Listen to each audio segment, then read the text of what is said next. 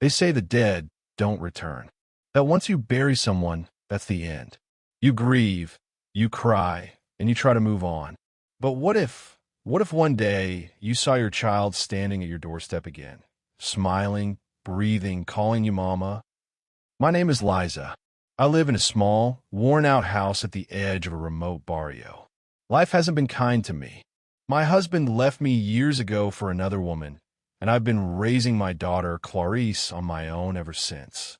We didn't have much, just the two of us in our little sari-sari store that barely brought in enough to eat 3 times a day. But I was content, because I had her. My daughter was my joy, my reason to wake up every morning, even if the days were dark. Then came that day, the day everything changed. It was a rainy afternoon, the kind that soaks into your bones and fills the air with something heavy and unspoken. Clarice hadn't come home from school, and I felt that mother's fear, that unexplainable gut feeling that something was wrong. By nightfall, the police came knocking, holding her school bag, muddy torn. The rest was a blur. Search parties, prayers, sleepless nights. Then the worst. Her lifeless body found near the edge of the river, tangled in branches and soaked in mud. Her eyes wide open, her lips frozen in a silent scream. That moment shattered me. There's no word strong enough to describe the pain of burying your own child. For weeks, I wandered like a ghost through my own life. I stopped opening the store. I stopped speaking. I would sit for hours in Clarice's empty room, holding her favorite toy, replaying her laughter in my mind. People in the barrio pitied me, but eventually they moved on. Only I remained stuck, frozen in that one moment, that one tragedy. Until 1 month later. It started small. The first time, I thought I was imagining it. A faint giggle outside the window, exactly like hers. Then, I began finding her drawings on the table again. The exact style, same crayon she used. I blamed the wind, or maybe a stray child who wandered into the house. But deep down, something didn't sit right.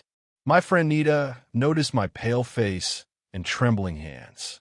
She thought I was overworked or maybe losing my mind. We laughed it off one evening while sharing instant coffee in my kitchen, trying to shake off the eerie feeling. That was one of the last light-hearted moments I remember, because the signs only got stronger after that. One night, I heard footsteps, tiny, soft ones, running through the hallway. I froze. I lived alone. The door was locked. But when I opened Clarice's room, it smelled like her again, like baby powder and faint strawberries. Her blanket, which I folded and tucked away, was suddenly crumpled on the bed, as if someone had just gotten up from it. I tried to pray, tried to reason with myself. Maybe it was grief still twisting my mind. But how do you explain what happened next? 3 days later, I opened my door to find her standing there. Clarice. She looked the same. Same messy hair, same wide eyes. She wore the same yellow dress we buried her in. But it was clean, dry, as if untouched by death. She smiled and said, "Mama, I'm home." I couldn't move, couldn't speak. I just stared at her, my heart pounding so loud I thought it would burst. I let her in. Her touch was warm. Her voice was real. She knew things only my Clarice would know, like how I used to braid her hair before school, or how we'd sneak chocolate from the store together. I wanted to believe. God knows how badly I wanted it to be true. That maybe a miracle happened. Maybe she was never really dead. Maybe they made a mistake. But as the days passed, things began to unravel. She never ate, not even once. She would just sit at the table, pretending to chew, then slip away. I'd wake up in the middle of the night and find her standing in the hallway, staring at the wall for hours. And her eyes, something about them, started to feel off. Empty, as if there was something behind them watching me. Nita came over one afternoon and saw her. I expected her to cry, to scream with joy that my daughter had returned. But instead, she froze. Her face turned pale, and she left without saying a word. Later, she sent me a message. "That's not your daughter," it said. "Whatever that is, it's pretending." I didn't know what to believe. One evening, I tried to hug Clarice as she passed by me in the hallway. Her body was cold, ice cold. Her skin felt like stone. And when she looked at me, her face changed for a split second. Her smile twisted, and her eyes turned black, hollow. But then, just as quickly, she was back to normal. I kept telling myself I was tired, that my grief was still playing tricks on me.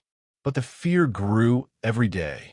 Strange symbols started appearing in the corners of the house, drawn in ash, in places I never touched. I would find dead birds near the doorstep, arranged in a perfect circle. And sometimes, in the middle of the night, she would whisper things I couldn't understand in a language that didn't sound human. Yet I still couldn't bring myself to send her away. What if, just what if, it really was Clarice? One night, I gathered all my courage and asked her directly, "Are you really my daughter?" She smiled, tilted her head, and whispered, "Would it matter if I wasn't?" I haven't slept since then. Yesterday, I went to the old woman who lives at the edge of the barrio. People say she knows things. She didn't let me speak, just looked at me and said, "You opened the door to something, something that doesn't belong here." She gave me a small pouch of salt and ashes, told me to sprinkle it at the four corners of my house, said it might keep her from entering again. But when I returned home and opened the door, she was already inside, sitting at the table, smiling, drawing, using the same crayons we buried with her. I haven't touched the pouch yet. I don't know what to believe anymore. All I know is this. Tonight, she asked me to sleep beside her, and I said yes. But now I'm here, writing this down, because if anything happens to me, if I disappear or lose myself completely, I want someone to know. Something came back to me, but I'm no longer sure if it was ever my daughter at all. I didn't sleep beside her that night. I couldn't. I lay in the next room, staring at the ceiling, listening to every creak, every breath that wasn't mine. The house felt colder, heavier, like something invisible was pressing against the walls, trying to suffocate everything inside. And in the middle of it, her voice, humming a lullaby I hadn't sung in years. A lullaby only Clarice would know, but it sounded wrong, like it was missing something, or like someone was trying to remember a melody that never truly belonged to them. I stayed awake until morning, my eyes burning. And when I finally dared to peek inside her room, she was gone. Her blanket neatly folded, her slippers placed perfectly by the bed. But the smell was still there, faint strawberries and something rotten underneath. That day, I decided to dig deeper into my own bloodline. I remembered something my mother used to whisper when she thought I wasn't listening, about dark blood in our family, curses buried under silence. She would always tell me, never play in the forest after sundown. Never follow voices you don't see. Back then, I thought she was just a superstitious old woman. Now I wasn't so sure. I went up to the attic and started going through her old trunk, one I hadn't opened since she died. It was full of yellowed letters, wooden beads, dried herbs, and a thin leather notebook. Inside, my mother had written things, dreams, visions, warnings. One entry stopped me cold. The girl will come back, but she won't be ours. Underneath, it was a drawing. A child's figure with hollow eyes, surrounded by black wings. And at the bottom of the page, a word scratched over and over, a swang. My knees weakened. I knew the stories, of course. Every child in the province grew up hearing them.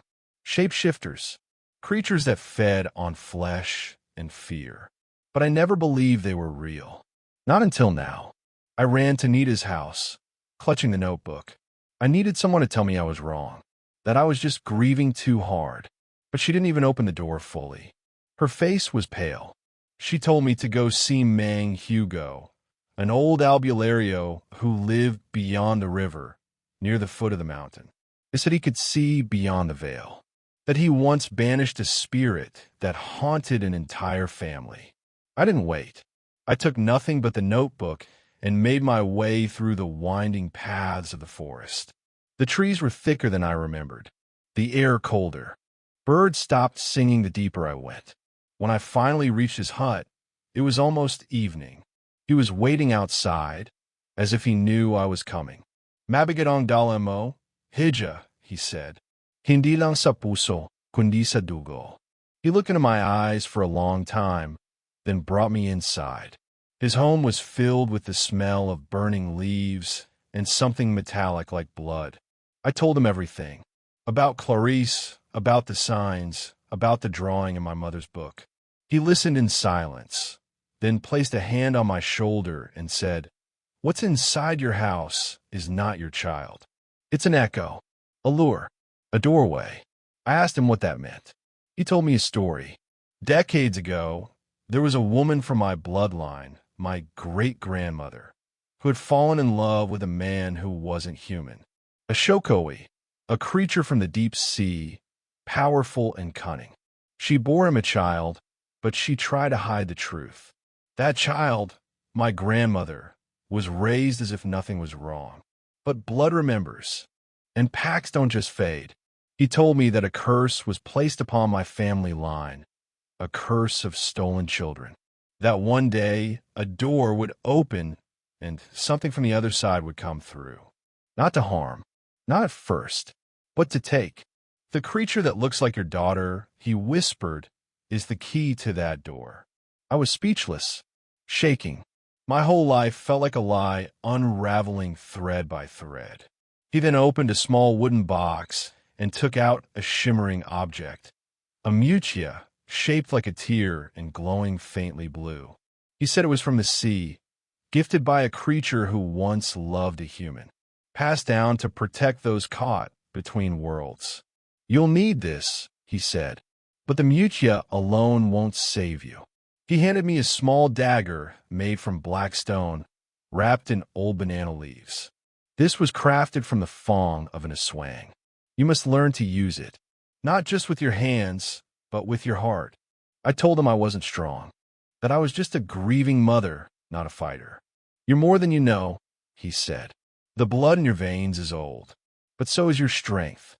I stayed with him for 3 nights, learning old prayers, signs of the hidden creatures, and how to feel the shift in the air when something unnatural was near.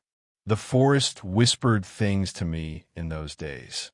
I could feel my senses sharpening, hearing better, feeling deeper, dreaming things before they happened. But even as I trained, I felt the pull of home. On the 4th morning, I returned, and she was waiting. Clarice, or the thing wearing her face, was sitting on the porch, barefoot, drawing circles on the floor with charcoal.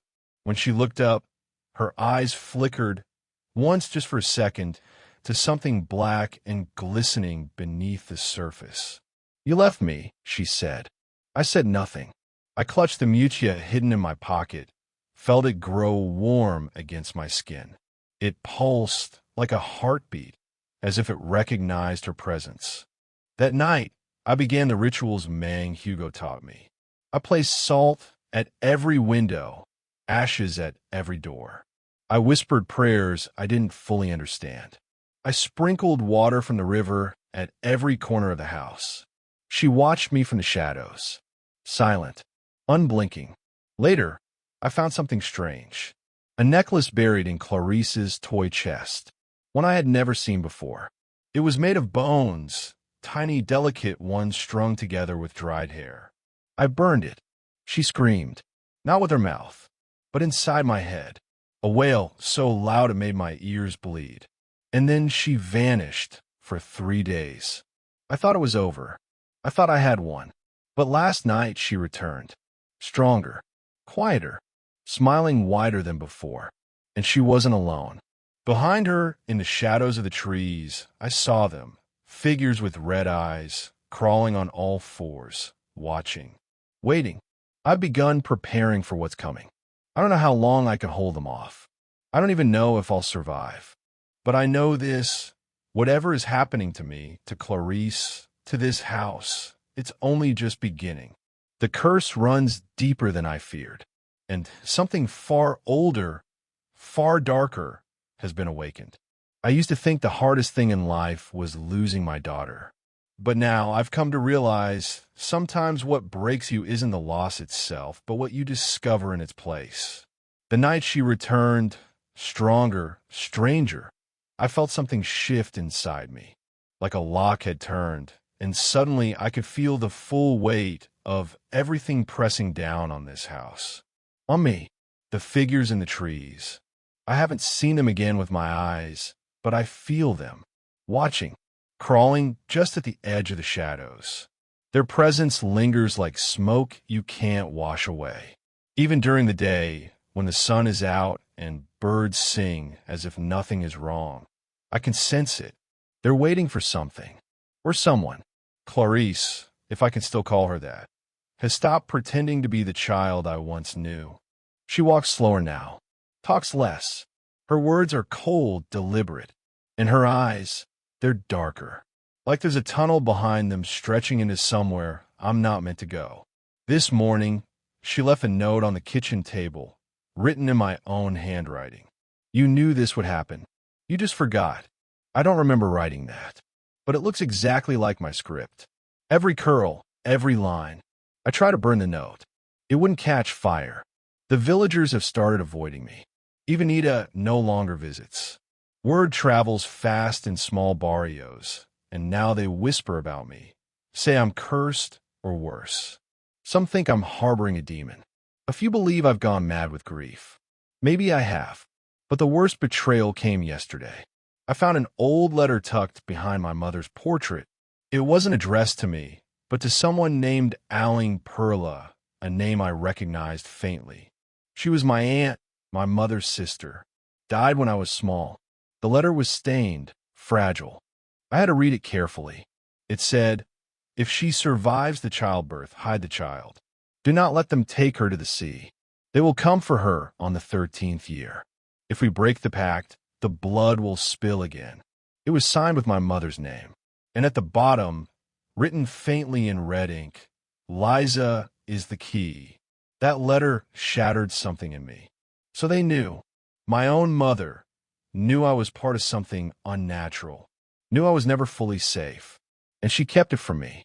Raised me like a normal child.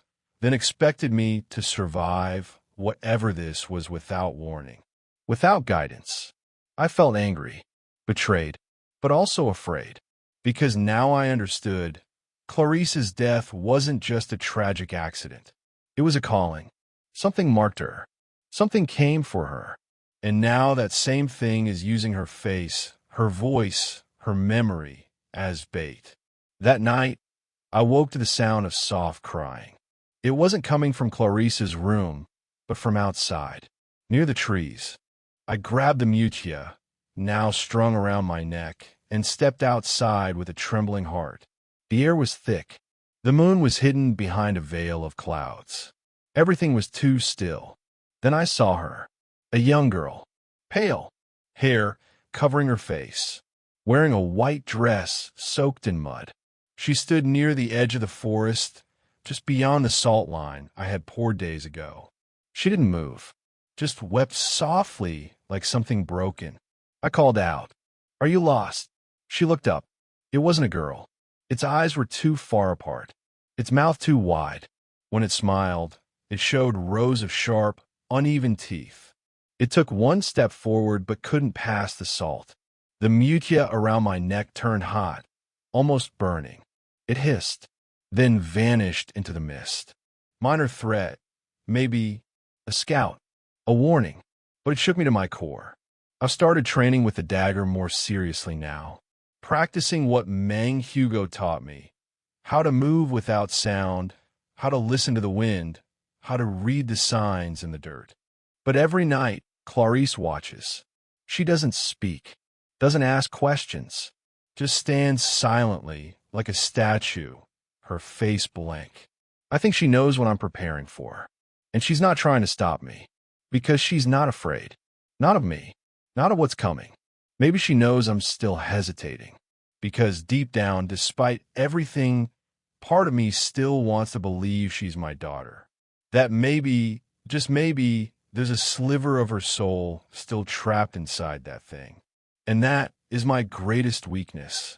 This battle, if it ever happens, won't just be about blades or rituals. It will be about letting go, truly letting go, of hope, of the idea that I can save her. That maybe if I fight hard enough, I can undo what's been done. But what if the only way to save her is to destroy what she's become? Could I do it? Could any mother? Last week, I visited the river again, the place where her body was found. The water had risen. The current was stronger. But I sat there thinking about the past. That's when an old man appeared. I didn't hear his steps. He just was there, wearing rags, holding a staff made of driftwood. He didn't say his name, just stared at me with eyes like old smoke. "You carry a seam mark," he said. I asked him what he meant. He pointed to the mutia and said, "That is a piece of your birthright. But there is another, one hidden beneath the waves." I told him I didn't understand. He placed a stone in my hand. Smooth. Vet. It shimmered for a second, then went dull. "When a moon bleeds, return to the water," he said, "or they will drag the world into darkness." Before I could ask more, he turned and walked into the river, straight into the current, and vanished. No es plus, no trace, just gone. Since then, the dreams have started. I see Clarice standing in a field of bones. Her hands are tied with seaweed. She cries out, but no sound comes. Behind her, a creature rises, taller than the trees, with wings made of smoke and eyes that burn like coals. It whispers in a language I don't understand. But every night, the whisper gets clearer. Last night, I understood one word: return. I'm losing time now. Sometimes I blink and hours pass. Sometimes I wake up outside, barefoot, hands covered in dirt. The mutia protects me, but I can feel it weakening. Or maybe I'm weakening. I don't know how much longer I can stand between two worlds. One that raised me, and one that claims me. I haven't made my choice yet, but I know I'll have to. Soon, because something is coming. And it wants more than just my daughter. It wants me. Something is changing in the wind. The birds no longer return to the trees around our house. The dogs in the neighborhood have started howling at random hours, their cries long and desperate, as if they're warning us. The air itself feels heavier, the shadows longer. Even the sunlight now seems unsure, like it's afraid to fully shine here. Clarice barely speaks. She moves like a memory, there but not truly present. Sometimes I find her staring into nothing, her mouth moving silently.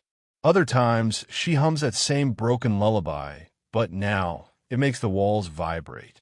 One time, a glass shattered in my hand while she hummed. And yet, I still hesitate, because the way she looks at me, with that familiar tilt of her head, that soft pout she used to make when she was 5, I don't know if it's her mimicking the past, or if some part of her remembers being mine.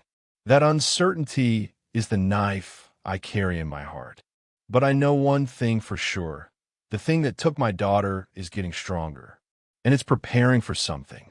3 nights ago, Nita came back, not to visit, but to warn me. She had bruises on her neck, deep and fresh. Her hands trembled as she spoke. She told me she had been attacked, at the foot of the mountain, by something that looked like a man, but whose eyes shined red, even in the dark. It whispered Clarice's name, and mine.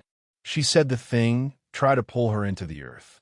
Her screams scared it off, or maybe it let her go on purpose to deliver a message. "They're gathering," she whispered, "in the forest, under the ground, near the sea. You don't have much time." I wanted to tell her to run, to leave this town, this cursed soil. But Nita refused. She held my hand and said, "If you fight, I fight too." Tears came without warning. I had forgotten what it felt like to not be alone. That same night, I heard drumming in the distance. Not like a festival, slower, more ancient, like a heartbeat of something deep and buried. And with every beat, Clarice twitched in her sleep. When I leaned close, I saw black veins crawling under her skin, pulsing with the rhythm of that invisible drum. Then her eyes opened, glassy and dark, and she said one word, soon.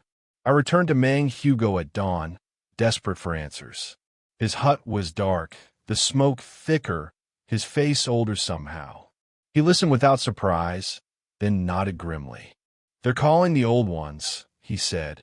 Not just the Aswang you've seen, but the ones beneath them. The ones who feed on forgotten gods and drowned memories. He showed me a scroll, so old it crumbled in parts. It told of a ritual, one performed once every 100 years, to awaken the Babaeng Lunod, a drowned queen who grants power to her followers in exchange for blood, especially the blood of those born from land and sea. Just like Clarice, just like me. If the ritual succeeds, the veil between worlds will collapse. The dead will rise. The sea will flood what the earth cannot hold. And I'm the final key. They need me alive but weak. Confused. Willing. But I won't be. Not anymore. The next days were spent in preparation. Nita helped me draw symbols and salt around the house. We created barriers using river stones, soaked leaves in blessed oil, and even dug holes to plant iron nails. Old methods taught by Mang Hugo. Every corner of the house was fortified, every door sealed, but fear still crept in, because we weren't just preparing for a fight.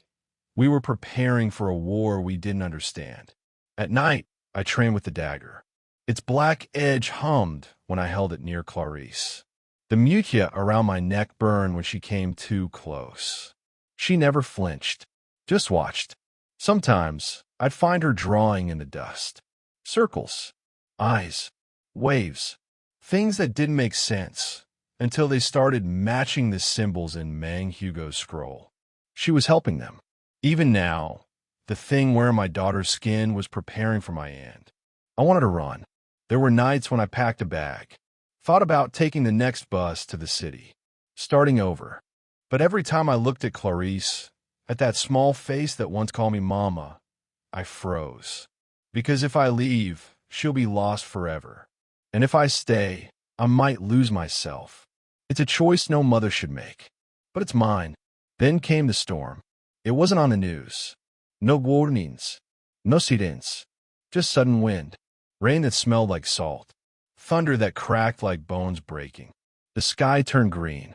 And from the forest, I saw them. Figures. Crawling. Walking. Flying.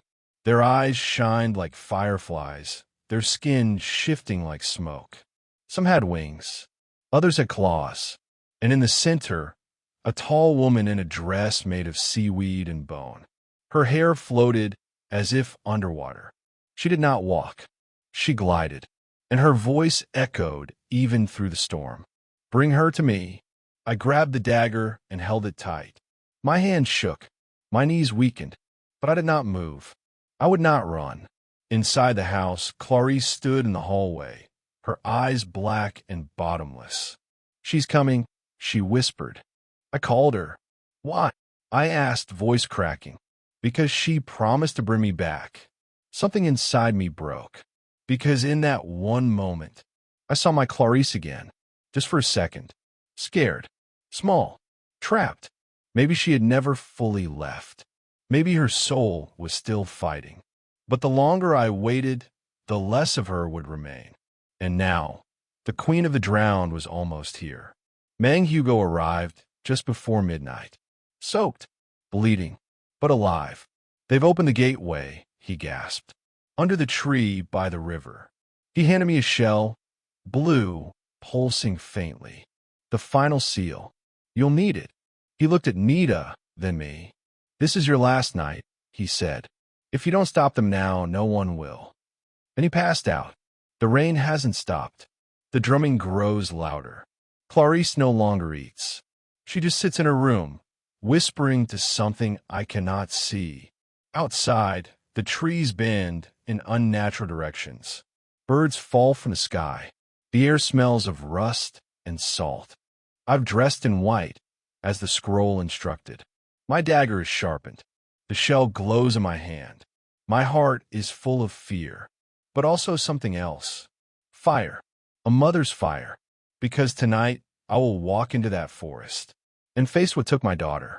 Not with hope, not with tears, but with the rage of a woman who's lost everything and still dares to fight. I thought I was ready. I thought sharpening the dagger, wrapping the mutia around my neck, drawing the last protection symbol on the door would be enough. That I was walking into the dark with courage, with purpose. But nothing prepared me for the truth I was about to uncover. Because the real enemy wasn't just waiting outside. It was already inside my blood. The forest greeted me with silence. Not the peaceful kind, but the heavy, suffocating silence, like the world was holding its breath. Trees stood tall and twisted. Their branches looked like arms reaching out to grab me. The air stank of wet leaves, rotting roots, and something fouler, like death hiding beneath the earth. Nita walked beside me, clutching her rosary, so tight her knuckles turned white. "Stay close," I whispered.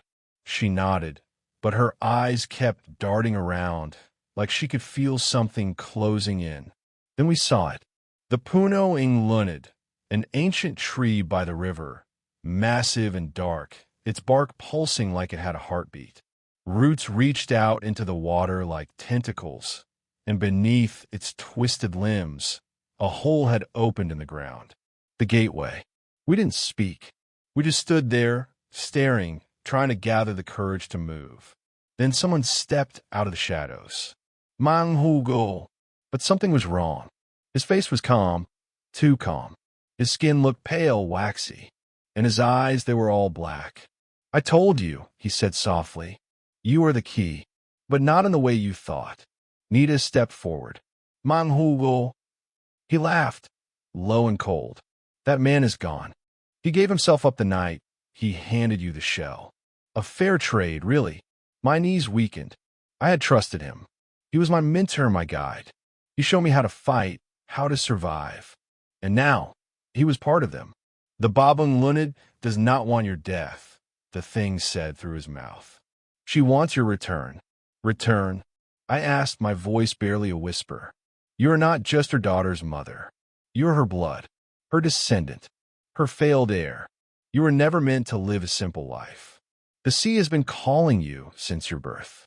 The shell in my hand began to glow, bright blue, pulsing like it was alive.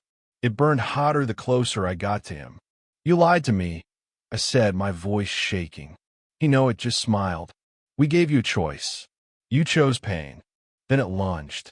But Nita moved faster. She threw blessed ash into its face, and the creature shrieked, retreating back into the shadows. The ground shook. The tree groaned. The gateway pulsed with light. We didn't wait. We ran. Back at the house, everything was different. The walls bled black sap. The windows were fogged with seawater. The lights flickered like they were trying to breathe. And Clarice was gone. In her place, sitting in the middle of the sala, was a woman, dressed in wet rags, her skin pale and cracked like coral, her eyes empty. I knew her name before she spoke it. "Perla," she whispered. "My mother's sister. My aunt. The one I was told died young. But she didn't die. She became something else." She stood slowly, bones creaking. "You carry the curse, child. But you also carry the cure." "What cure?" I asked, my voice hoarse. "The mutia you were was never meant to protect. It was meant to seal, to trap the blood inside you. But now that it's weakening, the truth is rising." I shook my head, backing away. "No, this isn't possible." But she kept speaking. "Your daughter's death was not an accident. It was a trigger, a sacrifice. The old pact required a life to awaken the seal. And once she died, your blood began to open." "No," I said again. "She drowned. I saw her body. But did you see her soul?" she asked. That question silenced everything. Because no, I didn't. I buried her body, but I never felt her soul leave. And now, I feared it never had. I locked myself in the room, the mutia burning against my skin. Nita knocked softly. She's still in there. Clarice. I saw her eyes. She's still fighting. I couldn't speak. The betrayal ran too deep. Mang Hugo was gone. Perla wasn't dead. My blood wasn't mine. And Clarice was a prisoner in her own flesh. What kind of war was this? How do you fight an enemy when it's your own family? When it's you? I sat alone, staring at the shell. It pulsed in my palm. Then it cracked. A sliver of light escaped. And inside, something moved. A voice, soft and familiar, whispered my name. Not my current name, but the name only my mother used when I was small. Learning that name, I hadn't heard it in years. It broke something inside me, because suddenly I remembered things I was never meant to remember. A ritual in the river, a woman singing to the moon, a circle of women, eyes glowing, and a baby, me, floating in the water, wrapped in seaweed and light. My mother didn't just protect me. She hid me from the sea, from the legacy waiting in my blood, from the curse passed down through generations. I wasn't just a victim. I was the last daughter of the Babaeng Lunod, and now the sea wanted me back. The next morning, I walked to the river alone. The storm had calmed, but the sky was still dark. I stood at the edge of the water, the shell in one hand, the dagger in the other. And I spoke aloud. If you want me, come get me. But know this, before I surrender, I'll burn every root of your curse. The water rippled, then parted. A figure rose. Clarice, but not the one I knew. Her face was cracked, her hair floating, her eyes glowing faintly. But deep inside I saw it. Her, my child, trapped, reaching. Help me, the wind howled. The forest shook. The drumming returned. And from the other side of the river, a new voice joined. Not the Babaeng Lunod, not Perla, but a man. Familiar, strong. My father? No, Mang Hugo, but his true form, the guardian of the drowned. And he wasn't dead. He had been watching all along, waiting for me to awaken. You were never meant to destroy, he said. You were meant to choose. And now, the time to choose had come. The air grew still, not silent, still, like time itself paused, waiting for what was about to happen. I stood at the river's edge, the shell in one hand, the dagger in the other. My knees trembled, but I didn't fall. The wind moved around me like it knew this moment was sacred. My eyes were locked on Clarice, who stood in the water like a ghost half-formed. Her lips moved. Mama, the word, barely a breath, sliced through the noise in my head. For a second, I saw her again. My child, the soft cheeks, the innocent eyes, the fragile little voice that used to hum lullabies with me under the stars. But the second passed. The thing inside her moved again, its gaze darker, colder. Behind her, rising from the deep, came the Babaeng Lunod. She was beautiful in the way only nightmares are beautiful. Hair flowing like black seaweed, eyes pale and endless, skin smooth like polished bone. She carried no weapon. She didn't need one. Power rolled off her like waves crashing against cliffs. Mang Hugo, his true form now fully revealed, stood on the riverbank beside me. His face, no longer pretending to be human, glowed faintly. His eyes were gold, full of sadness. He said nothing, because he knew this was my battle. Not his, not anyone else's, just mine. And I had to choose. Clarice's body began to rise, floating slightly above the water. Her arms spread out like wings, and her skin shimmered with light and shadow at once. The mutia around my neck pulsed like it was trying to crawl back into the shell. The Babaeng Lunod lifted her hand. Come, anak. Accept your place. Release what binds you. Let your daughter be reborn through you. I opened my mouth, but my voice cracked. You used her, I said. You used my child to break me. She smiled. No, I freed her. She was never meant to belong to your world. You kept her from her inheritance. I took one step forward. She was mine. She was always mine, the queen said calmly. Just as you are, The wind screamed suddenly, and the trees began to bend. Nita, far behind me, held on to the doorway of our home, shouting something I couldn't hear. The river bubbled. The gateway under the water was opening again, this time wider, this time final. Then Mang Hugo whispered something beside me. You can end it, but only with truth. Truth. The word echoed in my mind. The truth I'd run from. The truth my mother tried to bury. The truth hidden not in scrolls or daggers or mutia shells, but in my own soul. I stepped into the river. The cold stabbed my legs, but I walked forward deeper until the water reached my waist. The shell in my hand cracked again, this time splitting wide open. Inside was not just light. There was a memory, a living memory, of my mother, her face, her tears, her voice. Lunning, if you're hearing this, it means I have failed. The curse has returned. But remember this, you were born of love, not of darkness, and you can end what I could not. I dropped the shell. The water swallowed it. Then I looked at Clarice. Her body shivered. Her eyes met mine. And for the first time, I knew with certain my daughter was still in there. Clarice, I said, fight her. You're stronger than she is. You're stronger than all of them. The Babaeng Lunod hissed. She is mine. I pointed the dagger at her, but I didn't throw it. Instead, I turned it to myself. Because this was the choice. Not to kill her, not to kill my daughter, but to break the bond. Through blood, through sacrifice. I cut my palm deep fast. Blood spilled into the water. The river glowed red. The air shook. The queen screamed, a horrible cry that cracked the bark off trees. Clarice screamed too, but her voice was different now. Human, afraid. She clutched her chest and began to fall. I swam to her, heart pounding, and pulled her into my arms. Her skin burned. Her eyes rolled back, but I held her tight and whispered again and again, I'm here. I never left you. Come back to me. And then, with one final breath, she collapsed. Still, silent, lifeless. The water calmed. The light faded. The wind died. And in that eerie stillness, the Babaeng Lunod faded too, slowly, like smoke. Vanished, or maybe retreating. Her voice echoed one last time in my mind. You may have one today, but the sea never forgets. Then she was gone. We lay on the shore, Clarice in my arms, pale and motionless.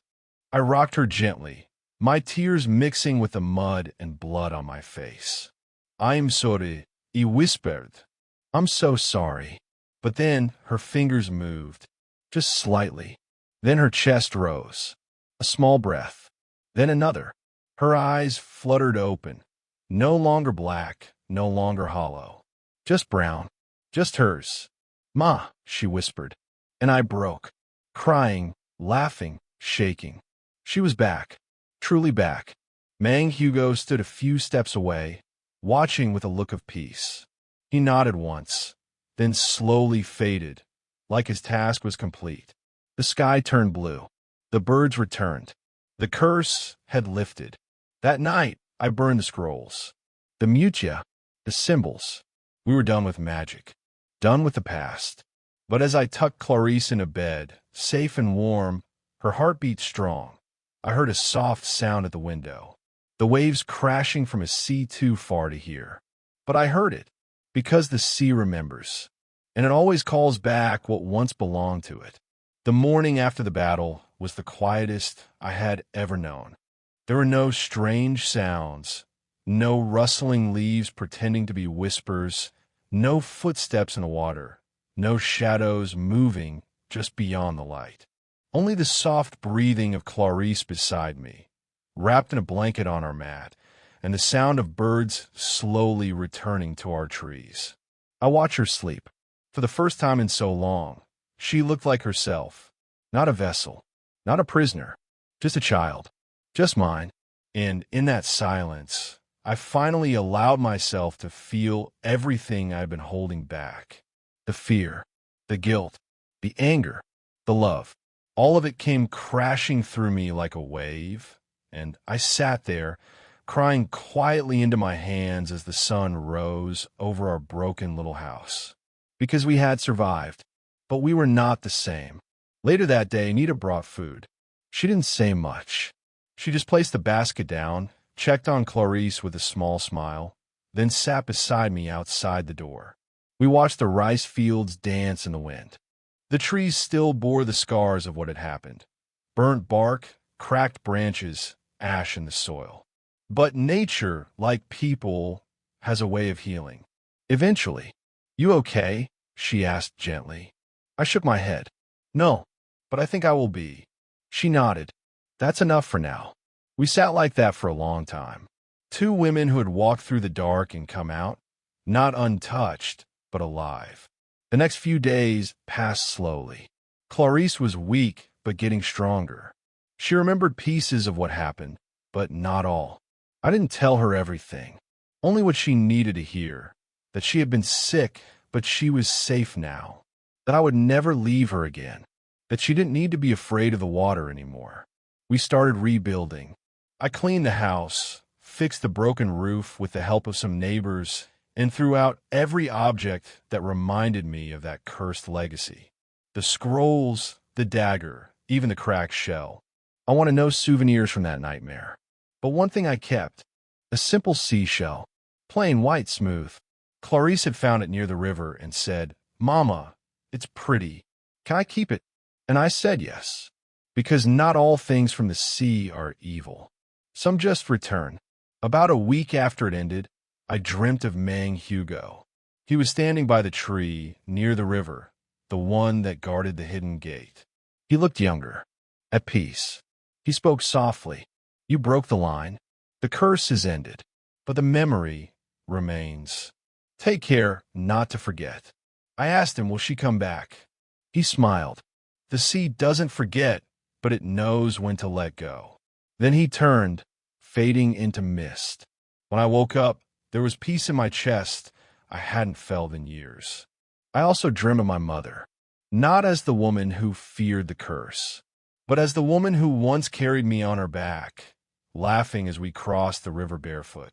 I remembered her warmth, her stories, her lullabies, and I forgave her for keeping the truth, for running, because I now understood. She wasn't hiding out of weakness. She was protecting me the only way she knew how, just as I had tried to protect Clarice. Mothers carry the weight of generations in their silence. One afternoon, I walked to the river alone, not to fight, not to challenge, just to say goodbye. The water was clear again. Still, it no longer tried to pull me in. It no longer whispered. I sat on the bank and placed a candle in the current. It floated gently away, carrying with it my final prayer. Not for vengeance, not even for strength, but for peace. For all the women who came before me, and all the daughters yet to be born. Clarice started going back to school. Her laughter slowly returned. One night, I heard her humming in her sleep, the same lullaby I used to sing to her when she was a baby. And I smiled, lying beside her, humming along. Not because I forgot the darkness, but because I had walked through it and come back.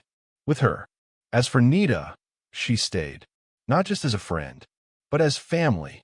She said she had her own share of scars, her own ghosts, but seeing us survive made her believe healing was possible.